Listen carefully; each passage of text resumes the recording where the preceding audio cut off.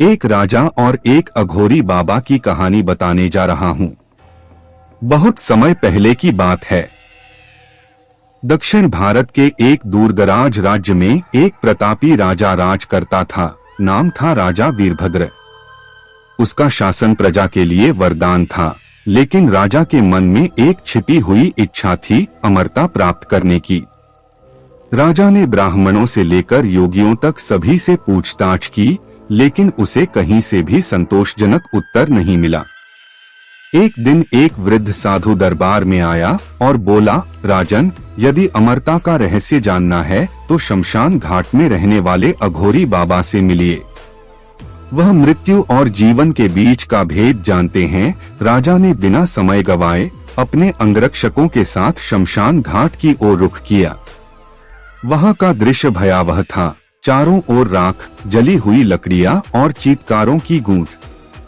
वहां एक भयानक रूपधारी अघोरी बाबा धूनी रमाए बैठे थे, जिनकी आंखें अंगारों की तरह चमक रही थीं।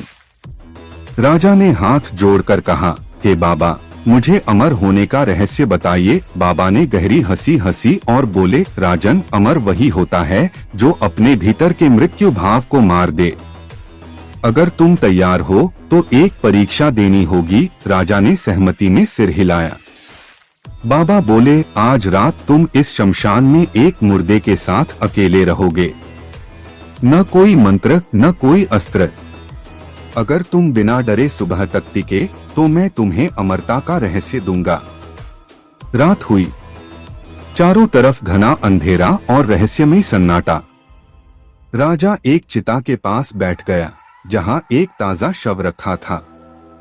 रात भर उसे तरह तरह की आवाजें सुनाई दी, कभी रोना, कभी चीख, कभी हंसी। लेकिन राजा अडिग रहा। उसने अपने डर को मन से निकाल दिया। सुबह हुई। बाबा प्रकट हुए और मुस्कुराते हुए बोले, राजन, तुमने अपने भय पर विजय पा ली है। अब सुनो अमरता का रहस्य। सच्ची अमरता शरीर की नहीं, कर्म की होती है। जो राजा अपने प्रजा के लिए न्याय, दया और सेवा करता है, वही युगों तक याद किया जाता है। राजा को ज्ञान प्राप्त हुआ। वह वापस अपने महल लौटा और जीवन भर अपनी प्रजा की सेवा में लग गया। उसने अन्न, जल और शिक्षा सबके लिए उपलब्ध कराई। धीरे धीरे उसका नाम इतिहास में अमर हो गया। आज भी लोग कहते हैं, अमर वही है जो अपने कर्मों से जीता है, न कि शरीर से।